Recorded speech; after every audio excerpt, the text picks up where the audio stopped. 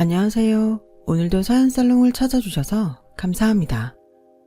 결혼 21년 차 여성이에요. 살면서 돈 때문에 굴욕 한번 안 당해본 사람 없을 거예요. 특히 형편이 어려운 사람은 돈에 자존심 갉아먹히는 게 일상이죠. 저 역시 그랬어요.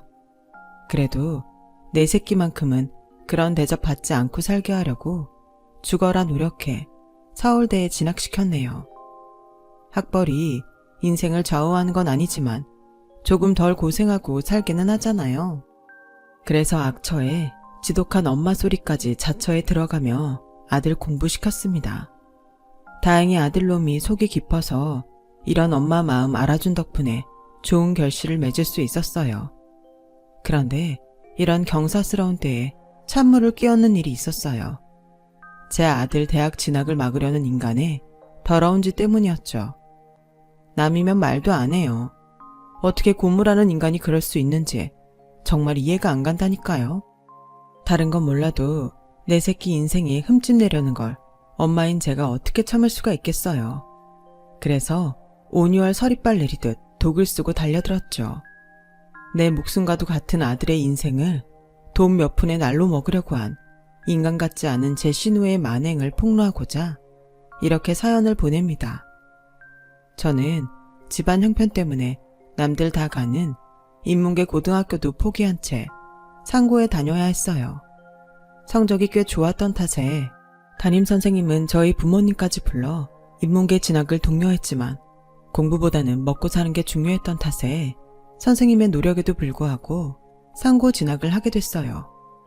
교복만 봐도 어느 학교인지 한눈에 알 수 있던 시절이라 등굣길에 버스를 탈 때마다 마주치는 인문계 아이들을 볼 때마다 그렇게 부러울 수가 없었죠. 성적 때문에 고민을 하는 푸념소리에 나도 공부만 하고 살 수 있다면 얼마나 좋을까 생각했던 적이 한두 번이 아니었어요. 나중에 결혼하면 내 자식만큼은 돈 걱정 않고 공부에만 전념할 수 있도록 해주겠다 다짐하곤 했죠. 상고를 졸업하고 은행에 취직한 저는 박봉이지만 매달 꼬박꼬박 월급을 받을 수 있었고 그 덕분에 집안 살림에도 도움을 줄 수 있었어요. 제 위로 오빠와 아래로 여동생이 있었는데 동생이 고등학교를 졸업하고 취직을 한 순간부터는 온 가족 모두 돈벌이를 하게 돼서 전보다 살림이 많이 나아질 수 있었죠. 그때부터는 결혼 자금을 모으기 위해 조금씩 적금도 들 수 있었어요. 그렇게 성실하게 하루하루 살아가던 어느 날 저희 은행에 새 지점장님이 발령받아 오셨어요. 그분은 요즘 말로 치면 흑수저 출신의 비주류 지점장이었어요. 상고를 나와 은행에 취직한 이후 야간대학을 졸업하고 대학원까지 나온 분이었거든요. 학연 지연으로 줄이 나눠져 있는 직장 내에서 그 어디에도 속하지 못하는 분이었지만 실력 하나만큼은 뛰어나서 지점장까지 된 분이었죠. 지점장님은 취임하던 날 저희 지점 전 직원 앞에서 이런 말씀을 하셨어요. 만약 지금 자신의 처지가 만족스럽지 않다면 변화를 위해 뭐든 시도하세요. 퇴근 후에 방송통신대를 다녀도 좋고 컴퓨터를 배워도 좋고 하다못해 수학 공식을 외워도 좋습니다. 그 작은 시도가 먼 훗날 여러분의 인생을 변화시켜 줄 테니까요. 그 후로 한동안 그 말이 머릿속에서 지워지지 않았어요. 집안 형편 때문에 학업을 이어가지 못한 것에 대해 죽을 때까지 신세한탄만 하면서 인생을 허비하고 싶지 않다는 생각이 들었거든요. 그래서 공부를 해야겠다는 생각을 하게 되었어요. 그래서 방통대 경영학과에 입학했어요. 굳이 학교에 가지 않아도 집에서 수업을 들을 수 있으니 저처럼 직장 생활을 하는 사람들한테는 이보다 좋은 수업이 없었죠. 거기다 학비도 대학 등록금과 비교도 안 될 정도로 저렴해서 제 힘으로 감당할 수 있는 정도였고요. 방송통신대라는 이름답게 대부분 방송 수업을 하지만 간혹 대면 수업이 있는 경우도 있었어요. 시험은 늘 직접 가서 봐야 했죠. 과에 따라 과 특성상 과제로 성적을 대체하기도 하고 실습을 많이 하는 과도 있었고요. 그런 특별한 과를 제외하곤 대부분 혼자 집에서 받을 수 있는 수업이다 보니 중도에 포기하는 사람들이 많았어요. 저 역시 몇 번의 고비가 있었지만 배움에 대한 욕구가 강했던 탓에 졸업장을 손에 넣을 수 있었죠. 비록 남들이 알아주는 대학은 아니었지만 그래도 내게 대학 졸업장이 있다는 사실만으로도 왠지 자신감이 붙더군요. 당시 제가 다니던 은행에는 금융 관련 학과를 나온 대졸 직원들이 꽤 있었는데 고졸 출신 창고 직원을 깔보는 분위기가 만연했어요. 정작 큰 실수는 자기들이 더 하면서 창고 직원이 작은 실수라도 하나 하면 가방끈이 짧아서 그런다는 둥 온갖 모욕적인 말들을 쏟아냈어요. 그날도 저보다 나이 어린 대졸 대리가 이제 막 고등학교를 졸업하고 입사한 여직원한테 막말을 퍼붓고 있었어요. 상황을 듣자 하니 자신이 실수한 걸 덮으려고 창구 직원한테 덤탱이를 씌우는 거더라고요. 아직 은행 업무가 생소했던 여직원은 자기 잘못이 아닌데도 눈물이 그렁그렁한 눈으로 연신 죄송하다고 사과를 하고 있었어요. 그 모습을 보니 화가 치밀더군요. 그래서 참다 못해 끼어들고 말았어요. 이번 일은 민정씨 잘못은 아닌 것 같은데요. 고객님께서 거래 해지를 하겠다고 하신 건 대리님한테 상담받은 투자 상품에 투자금 손실을 입었기 때문이잖아요. 그런데 그걸 왜 창구 직원 탓을 해요? 상담하실 때 투자금 손실 위험에 대해 제대로 고지하신 거 맞아요? 오늘도 보니까 그 부분은 빼고 설명하시는 것 같은데요. 아니 내가 언제? 이 여자 아주 웃기는 사람이네? 이봐, 고작 창고에서 계산기나 두드리는 주제에 어디 건방지게 남의 영업 방식에 태클을 걸어. 이봐, 이주영 씨, 대기 금융상품에 대해 뭘 안다고 까불어요? 설마 같은 은행에 다닌다고? 나랑 같은 급이라고 착각하는 모양인데 난 대졸, 그쪽은 고졸이야. 학위도 없는 주제에 어디서 까불어? 누가 그래요? 내가 학위가 없다고? 저요, 경영학이 있어요. 비록 방송통신대긴 하지만 경영학 관련 강의도 이수했고 학위도 받았다고요. 그리고 지금 이 상황이 학위랑 무슨 상관이죠? 한 번만 더 학벌 가지고 창구 직원들 괴롭히면 지점장님 찾아가 이번 일 반드시 문제 삼을 거예요. 지점장님을 찾아간다는 말에 그제야 대리는 꼬리를 내리더군요. 그날 이후 은행에는 제가 방통대를 졸업한 사실이 알려졌고 저를 보는 사람들의 시선도 달라졌어요. 방통대 학위를 땄다고 제 인생이 달라진 건 아니었지만 자기 개발을 하는 사람이란 인식 때문에 다들 저를 좋게 봐주는 것 같았어요. 그리고 얼마 뒤 과장님이 저를 불러 선을 보지 않겠냐고 묻더군요. 친구 동생인데 건설회사에 다녀. 사람도 괜찮고 성실해서 주영씨랑 잘 어울릴 것 같더라고. 부담 갖지 말고 한번 만나나 봐. 그렇게 저는 생애 첫 선을 보게 되었고 그날 선자리에 나온 남자는 이후 제 남편이 되었어요. 딱히 눈에 띄는 외모는 아니었지만 과장님 말대로 사람은 괜찮더군요. 위로 형이 하나 있고 3살 아래 여동생이 하나 있었어요. 제 여동생이랑 동갑이네요. 제 동생은 저랑 달라서 사리에 밝은 편이라 주식 투자로 그 나이에 벌써 자기 집까지 가지고 있어요. 요즘 다들 힘들다고 난리던데 제 동생은 오히려 돈을 벌었으니 말 다 했죠. 주영씨도 은행원이니 그런 쪽엔 밝으시겠어요. 사람 나름이겠죠. 저도 주식이나 투자 쪽엔 문외한이에요. 그보다 건설 쪽은 요즘 힘들다던데 괜찮으세요? 다행히 저희 회사는 자금력도 있고 재정이 탄탄해서 끄떡 없습니다. 특히나 건설 쪽에 타격이 컸던 때라 걱정을 했는데 남편 회사는 그래도 잘 버티는 것 같았어요. 하지만 시련이 어디 예고하고 닥치나요? 눈앞에 맞닥뜨리고서야 알게 되는 거죠. 그날 서로에게 호감을 느낀 우리는 얼마간 연애를 하다가 이듬해 봄에 결혼식을 올렸어요. 직장 생활을 하며 착실히 모아둔 덕에 결혼 자금은 부모님 도움 없이 제 힘으로 감당할 수 있었죠. 시댁에서 마련해주신 전셋집에서 신혼생활을 시작한 우리는 한동안 신혼의 단꿈에 젖어 있었어요. 하지만 얼마 안 돼서 우리 부부에게는 감당키 힘든 시련이 닥치고 말았어요. IMF 여파로 제가 다니던 은행이 인수합병되면서 저를 비롯해 많은 창구 직원들이 실직했고 남편네 건설회사 역시 도산을 하는 바람에 우리 부부는 하루아침에 실직자 신세가 되어버렸거든요. 순식간에 벌어진 일이라 눈앞이 캄캄했어요. 사회 전반에 실직자는 늘어가고 직원 채용을 하는 기업들은 줄어들고 이력서를 수십 장을 뿌려도 어디서도 연락이 오는 곳이 없더군요. 한 집에 한 사람만 실직을 해도 타격이 큰데 부부가 둘 다 직장을 잃었으니 앞으로 어떻게 살아야 할지 몰라 잠도 오지 않았어요. 그래도 산 입에 거미줄을 칠 수는 없어서 식당 아르바이트고 먹고 닥치는 대로 일을 해댔어요. 그런데 같이 뛰어도 모자랄 판에 남편은 방 안에 틀어박혀 허송세월을 보내지 뭐예요. 자기야, 그냥 이렇게 굶어 죽을 거야? 제발 정신 좀 차려. 재취업 될 때까지 뭐라도 해서 먹고 살아야지. 전단지 알바를 하든 대리운전을 하든 뭐든 해보라고. 그런 걸 내가 어떻게 해. 넌 원래 어렵게 살아서 그런 일 하는 거 아무렇지 않을지 몰라도 난 지금껏 그렇게 구질구질하게 살아오지 않았단 말이야. 남편의 그 말은 정말 충격적이었어요. 물론 저희 시댁이 중산층 가정이라 먹고 사는데 어려움이 없었던 건 사실이지만 남편이 이런 식으로 저희 친정과 비교를 할 줄은 정말 몰랐거든요. 위기가 닥쳤을 때 그 사람의 본심을 알 수 있다고 그간 남편은 속으로 저와 제 친정을 깔보고 있었던 게 분명했죠. 남편도 자기가 실수했다는 걸 느꼈는지 이내 사과를 하더군요. 미안, 방금 한 말은 내가 실수한 것 같아.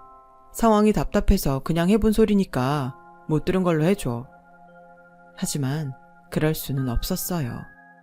남편의 본심을 알아버린 이상 더는 전처럼 남편을 대하기 힘들었으니까요. 이후 남편은 부동산 경매로 재미를 보고 있던 신우이를 따라다니며 그 일을 돕게 되었어요. 동생한테 수고비를 받아 살게 된 거죠. 한창 헐값에 나온 집들이 많았던 터라 자금을 손에 쥐고 있던 신우이는 쉽게 재산을 늘려갔어요. 옆에서 여동생이 쉽게 돈 버는 걸 지켜본 남편은 자기도 부동산 경매에 본격적으로 뛰어들고 싶어 했지만 자금도 없었을 뿐더러 무엇보다 남편한테는 그런 재주가 없었어요. 하루는 보다 못한 신우이가 찾아와 남편한테 그러더군요. 오빠는 경매 체질이 아니야. 대신 내 집들 리모델링해서 세놓고 관리하는 건 어때? 건설회사 출신인데 그 정도는 충분히 할 수 있잖아? 대신 매달 월세에서 30%씩 떼줄게. 해볼래? 남편은 30%란 말에 마땅치 않아 하는 눈치였지만 지난 몇 달 동안 제대로 수입이 없었던 터라 울며 겨자 먹기로 하기로 했어요. 우리 부부는 전보다 일하는 시간은 많고 벌어들이는 수입은 적었지만 그래도 어떻게든 생활은 하게 되었죠. 그때까지만 해도 그 일이 일시적인 일이라고 생각했었는데 시간이 흘러도 남편의 재취업은 쉽지 않았어요. 당시엔 저희 부부처럼 재취업을 하려는 경력자들이 차고 넘쳤으니까요. 결국 남편은 지금까지도 여동생 밑에서 원룸 오피스텔 건물 등을 관리하며 월급을 받아 살아오고 있었어요. 저는 그 후 몇 년 뒤 온라인 쇼핑몰을 시작한 중학교 동창 회사에서 격리 일을 하게 되었고요. 둘 다 다시 일을 하면서 조금씩 생활이 안정돼 갔고 무엇보다 그동안 미뤄왔던 임신도 하게 되었어요. 우리 부부는 임신 사실을 알리려고 시댁을 찾았는데 글쎄 신우이가 저희보다 한 발 앞서 폭탄 선언을 하고 있지 뭐예요. 애 아빠랑은 이미 헤어졌고 뱃속의 아이는 낳을 거야. 아 미친년. 애비 없는 애를 낳아서 뭘 하겠다고 그래. 정신 빠진 소리 그만하고 엄마랑 병원부터 가자. 더 늦어지면 그땐 손도 못 써. 싫어. 나 이 애 꼭 낳을 거야. 난 돈도 있고 애 아빠 없이도 애기랑 둘이서 충분히 살 수 있다고. 그러니까 나보고 수술하라고 하지 마. 우리 애기가 듣는단 말이야. 신우이는 소리를 버럭 지르곤 방으로 들어가 문을 잠궈버렸어요. 시아버지는 담배만 태우시며 허공을 바라보셨고 시어머니는 주먹으로 바닥을 치며 통곡하셨어요. 이런 상황에 임신을 했다는 소리를 해봐야 축하받지 못할 게 뻔했죠. 그래서 남편과 조용히 나왔어요. 제 임신 소식에 친정 식구들은 엄청 기뻐했어요. 그동안 저희 부부 상황을 아는 터라 말들은 안 했지만 내심 임신 소식을 기다렸던 것 같더라고요. 비록 반쪽짜리 축하였지만 그래도 그날만큼은 들떠서 보냈던 것 같아요. 시댁에는 며칠 뒤 전화로 임신 소식을 전했더니 시어머니는 잘 됐다고 하시면서도 당신 딸 생각에 한숨을 푹 쉬시더군요. 내가 몇 마디 했더니 기집애가 짐 싸들고 집을 나갔지 뭐니. 집도 많은 애니 그 중에 한 군데 들어갈 살 모양인가 보더라. 그래서 말인데 네가 종종 들여다봐주지 않으련? 내가 가면 그놈의 기집애가 또 바락바락 대들고 소리칠 게 뻔하잖니. 홀몸도 아닌데 힘들게 하는 것도 그렇고 하니까 나 대신 네가 들여다봐줘.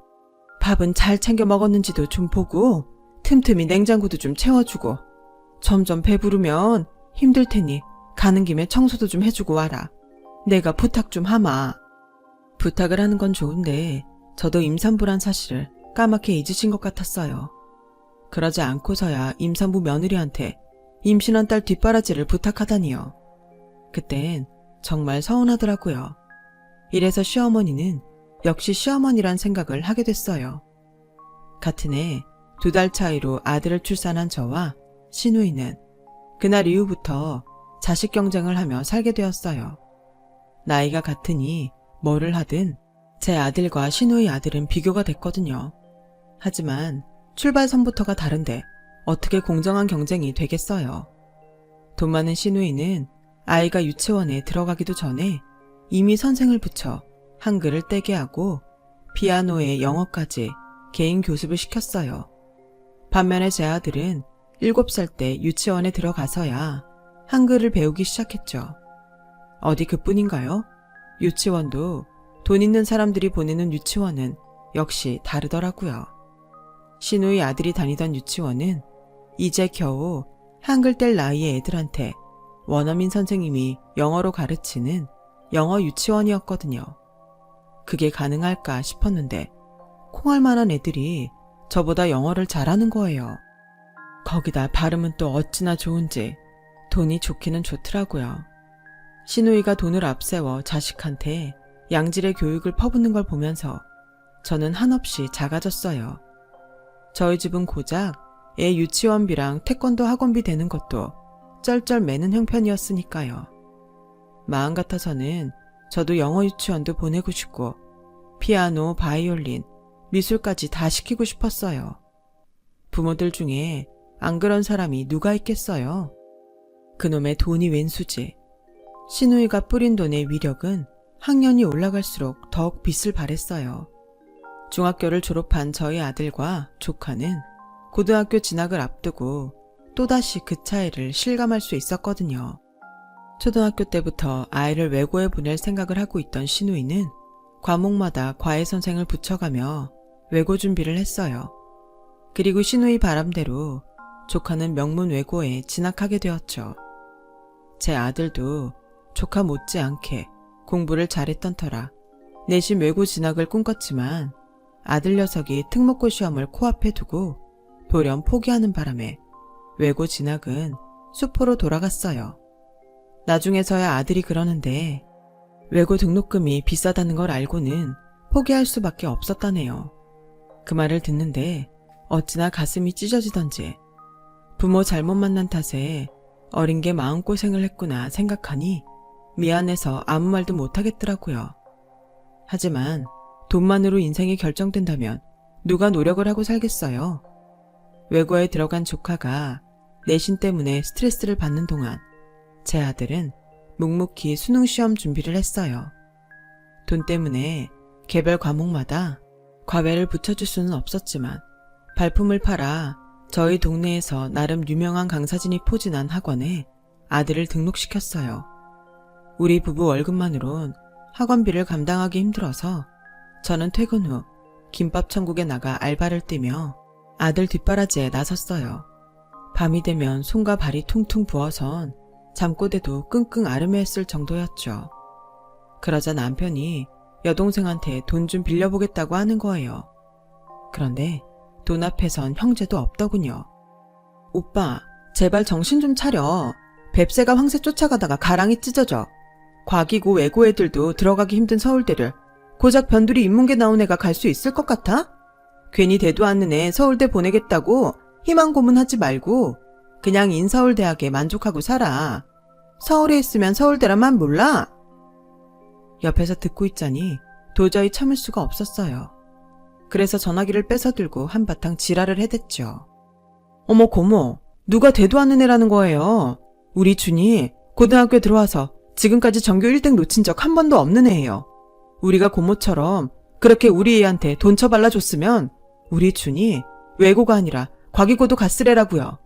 지금 학원에서도 준이 정도면 서울대 노려볼만 하다고 다들 그래요. 고모가 입시 전문가도 아니면서 왜 내 아들 입시에 감나라 배나라 참견하는 건데요? 그깟 돈 안 빌려줘도 돼요. 우리의 학원비는 내 힘으로도 충분히 감당할 수 있으니까요. 폭풍같이 쏟아내고는 전화를 끊었어요. 전화를 끊고 나서도 분이 풀리지 않아서 한참이나 씩씩댔네요. 남편도 자기 동생의 말에 기분이 상했는지 한참이나 집 앞을 서성이다 들어오더라고요. 오기가 나서라도 남한테 내 자식 학원비는 손 벌리지 말자 결심한 저는 잠을 줄여가며 일을 해댔어요. 남편도 그런 제게 자극을 받았는지 대리운전까지 하며 돈을 보태더군요. 그렇게 내 인생 최고의 전투를 준비하듯 혼신의 힘을 다한 우리는 합격자 발표를 앞두고 있었어요. 그리고 드디어 기다리고 기다리던 서울대 합격자가 발표됐죠. 합격을 축하합니다. 홈페이지에 뜬 합격 문구를 보자 누가 먼저랄 것도 없이 우리 세 식구는 서로 얼싸안았어요. 너무 기뻐서 심장이 터질 것 같더군요. 그간의 고생이 합격이라는 단어 앞에 처음부터 없었던 것이냐 싹 사라져버리는 기분이었어요. 남은 건 승자의 여유뿐이었죠. 내 아들이 서울대에 합격하자 그제야 조카의 합격 여부가 궁금해졌어요. 하지만 본인이 먼저 합격 소식을 알리기 전에 합격 여부를 묻는 건 수험생 부모로서 할 짓이 아니잖아요. 그래서 제 아들 합격 소식도 알릴 겸 시댁에 전화를 걸었어요. 손자의 합격 소식에 시부모님도 저희만큼이나 기뻐하시더군요. 저 어머님 혹시 아가씨한테 연락 없었어요? 합격자 발표 난 지 몇 시간이나 지났는데 왜 연락이 없을까요? 그러게 말이다. 혹시 안 된 거 아니니? 순간 그러면 안 되는 걸 알면서도 가슴속에서 약간의 희열이 느껴졌어요. 그 후로도 신우이한텐 연락이 없었고 저희도 먼저 전화를 하지는 않았어요. 연락이 없다는 건 떨어졌다는 뜻이니까 배려해줘야겠다 생각했거든요. 비록 신우이가 얄밉기는 해도 같이 고생한 전우니까요. 이제 남은 문제는 등록금 해결이었죠. 입학금에 등록금 포함해 타 대학보다 학비가 월등히 싼 서울대라지만 저희 같은 서민한테는 그 정도 돈도 부담일 수밖에 없었거든요. 게다가 제 월급날이 말일이라서 등록 마감일에 맞추느라 친구한테 월급을 2주 먼저 주면 안 되겠느냐고 부탁을 해야 했어요. 다행히 친구가 그렇게 해줘서 안심하고 집에 돌아왔는데 글쎄 남편이 어두운 표정으로 있지 뭐예요. 무슨 일 있었어? 표정이 왜 그래? 참, 자기 월급 아직 안 들어왔던데 고모한테 문자라도 해야 되는 거 아니야? 등록 마감일 얼마 안 남았어.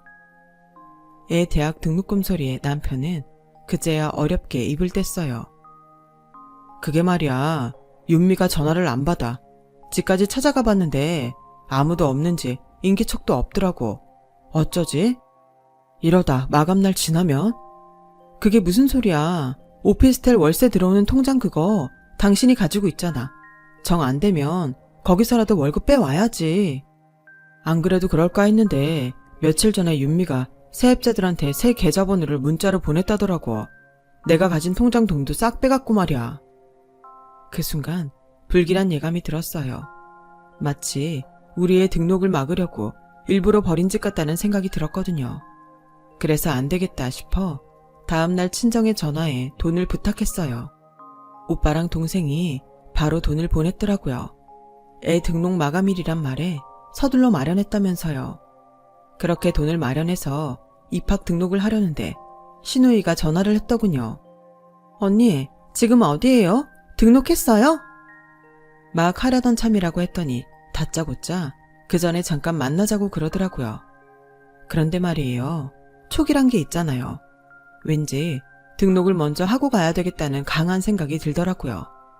그래서 신우이한테는 알겠다고 해놓고 서둘러 입학금이랑 등록금을 냈어요.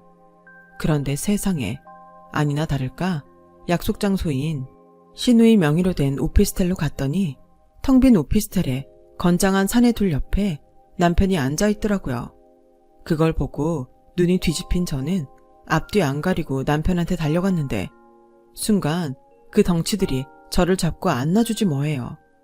제가 몸부림을 치며 난리를 치는데 마침 화장실에서 신우이가 나오더군요. 그리곤 제게 다가와 그러는 거예요. 언니, 미안한데 나도 어쩔 수 없어. 우리 애가 대기 1번이라잖아. 한 명만 확실히 등록 안 하면 우리 애 서울대 가는 건데 내가 못할 게 어딨어? 그래, 우리 애랑 같이 과외했던 애들 중에 같은 과에 합격한 애들 집에 다 찾아갔거든? 현금으로 1억을 싸들고 말이야. 근데 1억을 준다고 해도 하나같이 다들 포기 못하겠다는 거야. 얼마면 되냐고 달라는 대로 주겠다고 하는데도 경찰까지 부르지 뭐야. 내가 아주 꼭지가 도는 줄 알았다니까. 근데 더 웃긴 건 뭔 줄 알아? 준이가 우리 애랑 같은 과에 붙었더라. 이런 걸 보고 등잔 밑이 어둡다고 그러는 거지? 맞지 오빠? 오빠네 솔직히 거지잖아. 내가 월급 안 주면 준이 대학 등록도 못 시키는 집이잖아. 안 그래? 내가 3억 줄게. 아니, 내 오피스텔 2채 줄게. 그러니까 포기해. 어차피 두 사람 오늘 자정까지는 이 집에서 못 나가니까 그냥 돈이라도 챙기고 끝내자고. 응? 신우이는 두 눈에 초점도 없이 마치 미친 사람처럼 행동했어요. 저와 남편이 싫다고 고개를 가로젓자 신우이는 정말 우리 두 사람을 핸드폰도 전화도 없이 집안에 가두고는 가버렸어요. 밖에서 사람이 지키고 있더군요. 그리곤 새벽 1시가 다 돼서야 세상을 다 얻은 사람처럼 왔더라고요. 그리고는 미안하다고 사과하는 거 있죠. 드디어 풀려난 저는 그대로 달려들어 신우이 머리채를 잡았어요. 그리곤 젖먹던 힘까지 다해 발로 뻥 걷어차버렸어요. 이 미친 또라이 같은 년아, 네 새끼 서울대 보내자고 남의 자식 앞길을 가로막으려 들어? 너 지금 네가 무슨 짓을 했는지 알기나 해? 너 내가 폭행의 감금죄로 고소할 거야. 너 깜빵에 쳐넣을 거라고. 언니, 알겠으니까 진정해. 내가 내 죄는 달게 받을 테니까 제발 입 좀 닥치라고. 등록 마감일 지났으니까 약속했던 내 오피스텔 언니한테 줄게. 형사 고발을 하든 뭘 하든 다 해. 대신 우리 애 대학 등록한 다음에. 그 정도는 해줄 수 있잖아? 가족인데. 뭐? 가족? 이런 미친년이 다 있어. 야, 네 입에서 가족이란 말이 나오니? 세상에 누가 가족한테 이런 짓을 해. 그리고 마감일 지났다고 네 아들이 추가 합격될 거라고 누가 그러니? 네 아들이 무슨 수로 등록을 하냐고. 서울대에서도 제일 인기 있는 과인데 설마 티오가 날 거라고 생각하니? 어머, 혹시 우리의 자리 뺏었다고 착각하는 건 아니지? 내가 바보니? 네가 등록하지 말고 오란다고 내 자식 대학 등록도 미루고 널 만나러 오게? 정신 차려.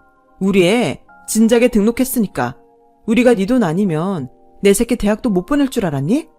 세상엔 지 새끼밖에 모르는 너 같은 쓰레기도 있지만 조카 대학 보낸다고 적금까지 깨서주는 사람들도 있어. 넌 그깟 돈으로 사람을 대하니까 그런 사람을 얻기 힘들겠지만 말이야. 안 됐지만 네 아들 서울대 가기는 그른 것 같다. 더군다나 엄마가 친족 폭행, 감금에 협박으로 쇠고랑 찰 텐데 멘탈 흔들려서 어떻게 공부가 되겠니? 이게 다 삐뚤어진 자식 사랑으로 자식 인생까지 망친 내 탓이니까 평생 속죄하며 살아. 그 말에 신우이는 온몸에 기운이 쫙 빠진 사람처럼 스르륵 미끄러져 바닥에 주저앉았어요. 그 사이에 저는 남편과 거길 빠져나왔죠.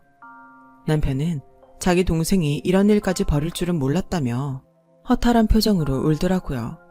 결국 신우이는 제 신고를 받고 온 경찰서 내 끌려갔고 얼마 뒤 저희 부부 외에 다른 학부형들한테도 돈을 빌미로 등록 포기를 종용했던 게 탄로나서 구치소에 수감됐어요. 그리고 현재 재판이 진행 중이고요. 그 일이 있은 후 남편은 신우이와 손절하고 배달 일을 시작했어요. 이번 일을 통해 이제야 정신이 든 것 같다면서 앞으로는 요행을 바라지 않겠다고 하더군요. 재판이 시작되면 법정에 불려다니느라 피곤해지겠지만 전 끝까지 선처하지 않을 생각이에요. 시댁에도 저한테 용서를 강요하지 말라고 똑똑히 말씀드렸어요. 돈이 많던 적던 죄 지은 사람은 반드시 그 죄에 상응하는 벌을 받아야 내 아이들이 살아갈 이 세상이 조금은 깨끗해지지 않을까 생각하거든요. 그래야 자식 앞에서 부모로서 덜 부끄러울 것 같아요. 앞으로도 열심히 인생 살아가 보겠습니다. 지금까지 제 사연을 들어주셔서 정말 감사합니다. 가정에 건강과 행복이 가득하시길 바랍니다. 여러분, 사연 댓글에 응원과 현명한 조언 부탁드려요. 좋아요와 구독은 저에게 큰 힘이 됩니다. 오늘도 좋은 일 가득하세요.